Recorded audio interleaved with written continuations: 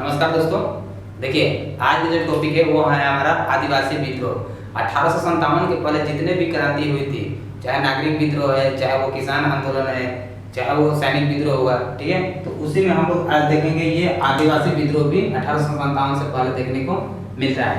आदिवासी विद्रोह होने का मुख्यतः अगर कारण देखा जाए तो सबसे पहले हम ये देखते हैं कि ब्रिटिश कंपनी के द्वारा जो राजस्व की नीति लाई जाती थी उसका वो उस राजस्व की मांग का पहला हो सकता है कारण। दूसरा है कि जब ये आदिवासी जंगलों में रहते थे और जब आदिवासी जंगलों में रहते थे तो ब्रिटिश कंपनी जो है उन जंगलों पर अपना हस्तक्षेप करना शुरू करती है, उन जंगलों को अपने अधीन करना शुरू करती है, जिसके कारण ये जो आदिवासी है बेघर होने लगे।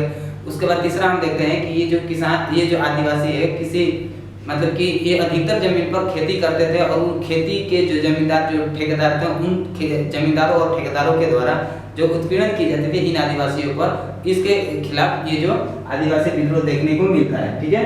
तो मुख्यतः हम देखेंगे कि ये जो आदिवासी विद्रोह है जो कि ये चुआर विद्रोह, कोल विद्रोह और हो एवं मुंडा विद्रोह, संथाल विद्रोह, खोंड विद्रोह और ये कोया विद्रोह और ये भील विद्रोह, ये जैसे विद्रोह देखने को हम लोग 1857 की क्रांति से पहले देखने को मिलता है, ठीक है। तो इन्हीं सब विद्रोह का हम एक एक करके बारी से देखेंगे कि ये विद्रोह किस तरह से होते हैं और इनके क्या क्या कारण है, ठीक है। देखिए बात करते हैं हम चुआर विद्रोह की। देखिए अब आदिवासी विद्रोह में अगर बात करते हैं तो हम आदिवासी विद्रोह में बात करते हैं तो सबसे पहले देखते हैं ये चुआर विद्रोह। चुआर विद्रोह और ये जो चुआर विद्रोह होता है आपका 1766 से 1772 के बीच देखने को मिलता है, ठीक है। अगर इसका कारण देखा जाए कि ये चुआर विद्रोह क्यों होता है तो मेन कारण हम देख सकते हैं कि कंपनी के द्वारा राजस्व की मांग,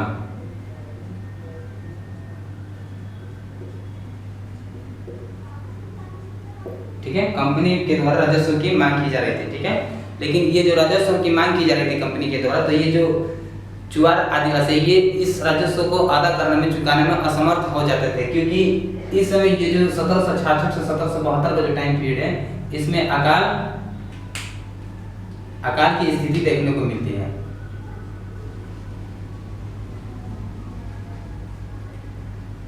अकाल की स्थिति देखने को मिलती है, साथ ही साथ इनकी जो आर्थिक स्थिति है वो भी कमजोर रहती है।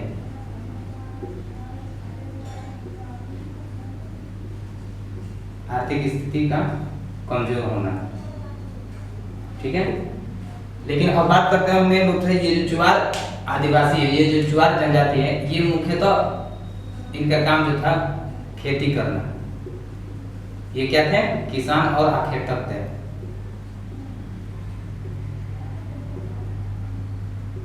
किसान और आखेटक, ठीक है, किसान और आखेटक थे जो कि यह घाटशिला की पहाड़ी में पाए जाते थे।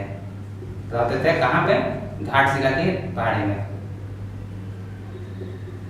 देखिए अब ये जो चुआर आदिवासी है यह अपने मूल जमीन से न जुड़ करके ये किसी दूसरे अन्य जमीन पर इनका खेती करना पेशा बन गया था। हालांकि ये जो अपने मूल जो जमीन है यह अपने जमींदार को या ठेकेदार को राजस्व के यानी कि बोली के बात पर, बोली के डिमांड पर रखकर चले जाते थे और किसी अन्य जगह पर, अन्य जमीन पर वहां पर जमीनें वहां पर खेती करते थे, ठीक है। तो ये जो अगर देखते हैं कि ये जो राजस्व की मांग की जा रही थी जो कि ये किसान चुकाने में असमर्थ हो रहे थे, तो इसी विद्रोह के कारण ये जो चुआर आदिवासी है ये हथियार उठा लेते हैं और ब्रिटिश के खिलाफ यानी अंग्रेजी कंपनी के खिलाफ हथियार उठाने में जिसका नेतृत्व रहता है वो कौन है? सामगंजन और सुगला सिंह।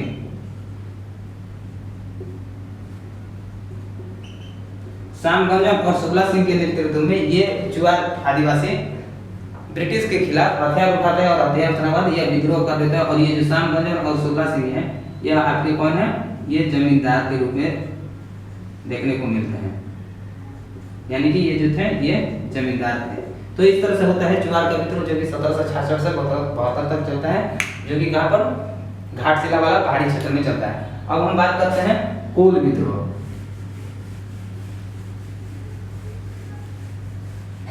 देखिए अब हम बात करते हैं किसका? कोल विद्रोह का।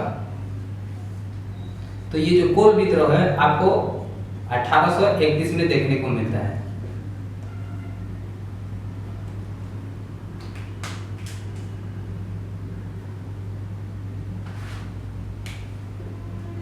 कोल विद्रोह कब मिलता है?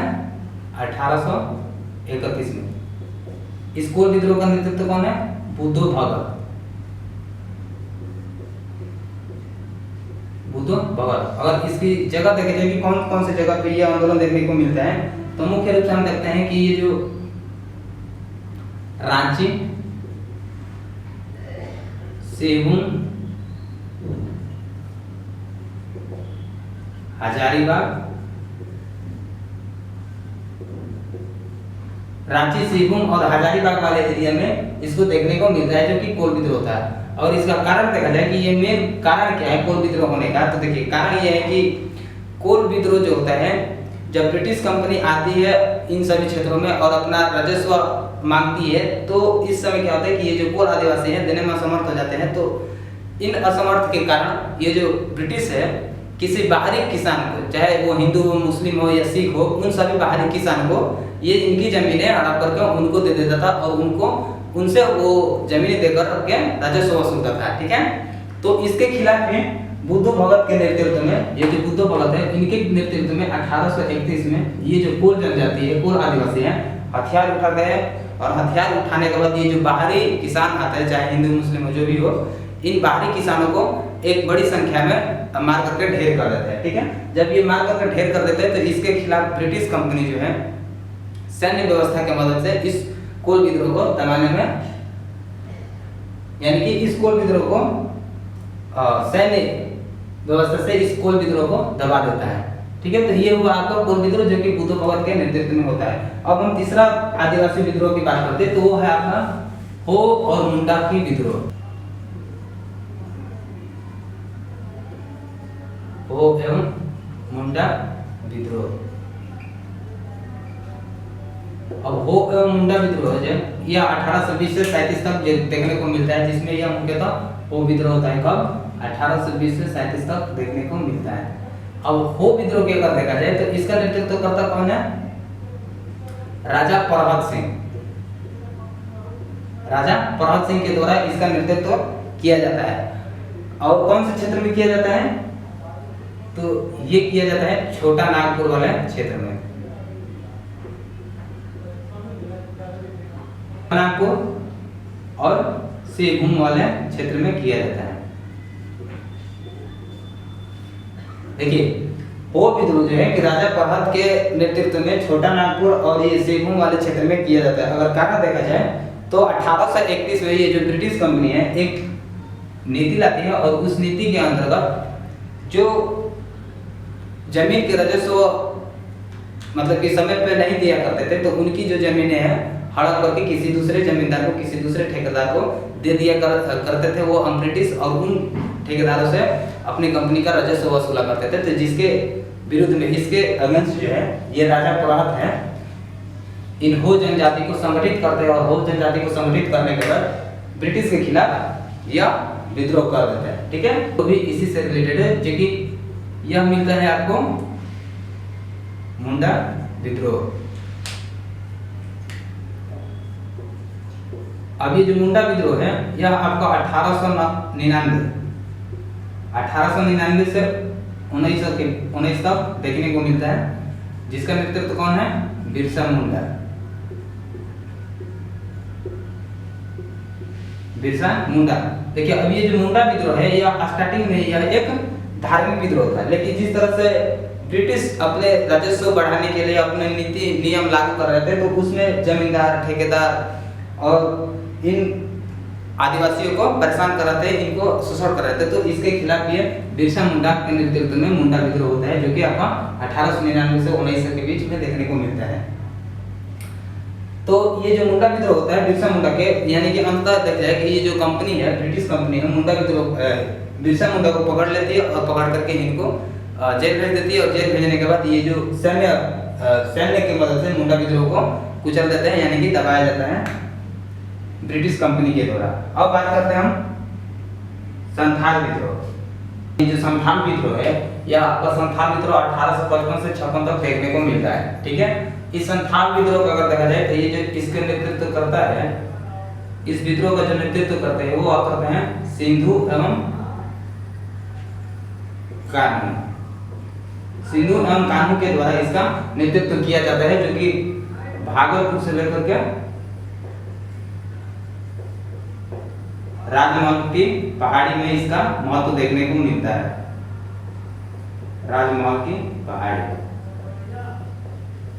देखिए अभी जो संथाल विद्रोह होने का अगर रीजन देखा जाए तो संथाल विद्रोह में क्या होता है कि कंपनी जब राजस्व की नीति लाती है, अपने किसानों के भूमि पर जब कर बढ़ाया जाता है, तो उसमें क्या होता है कि जमींदार हो चाहे ठेकेदार हो चाहे जो साहूकार हो, उन सभी को जो है पुलिस मदद करती है, और वो जो साहूकार ठेकेदार जो जमींदार है उस पुलिस के मदद से इन किसानों पर अत्याचार करते हो तथा जबरदस्ती कर वसूला कर देते हैं। तो इसके खिलाफ ये सिंधु और कान्हू के नेतृत्व में 1855-56 में यह विद्रोह किया जाता है। ठीक है, तो ये हो गया आपका संथाल विद्रोह। अब देखते हैं ये जो है खोंड विद्रोह। तो ये जो खोंड विद्रोह है यह आपका आंध्र प्रदेश वाले रीजन में मिलता है, जो कि कहां पर, आंध्र प्रदेश के श्रीकाकुलम तथा श्रीरंगपट्टनम में देखने को मिलता है। और इस खोंड विद्रोह का जो नेतृत्व करता है वो है चक्र बिनोई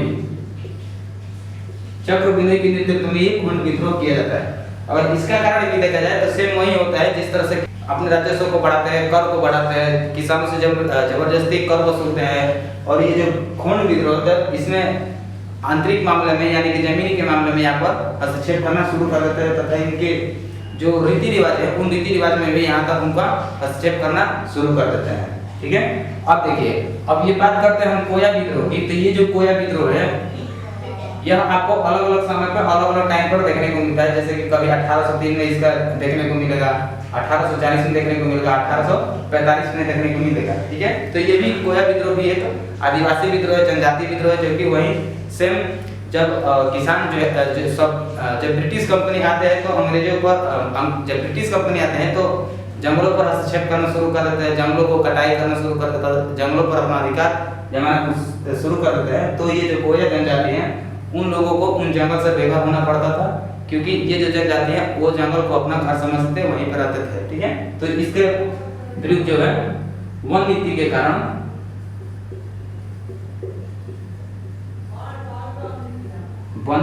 कारण यह विद्रोह देखने को मिलता है।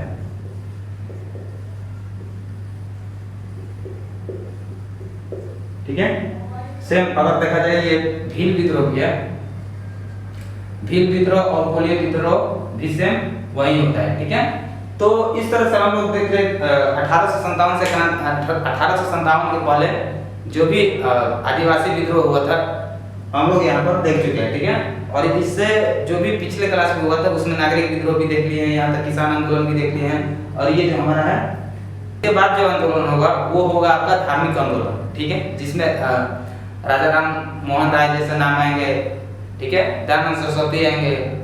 तो इस तरह के विचारधारा वाले व्यक्ति हैं जिनको हम लोग पढ़ेंगे, तथा ये बहुत ज़्यादा इंटरेस्टिंग है। अगर वीडियो पसंद आए तो लाइक करें, शेयर करें। तब तक के लिए जय हिंद।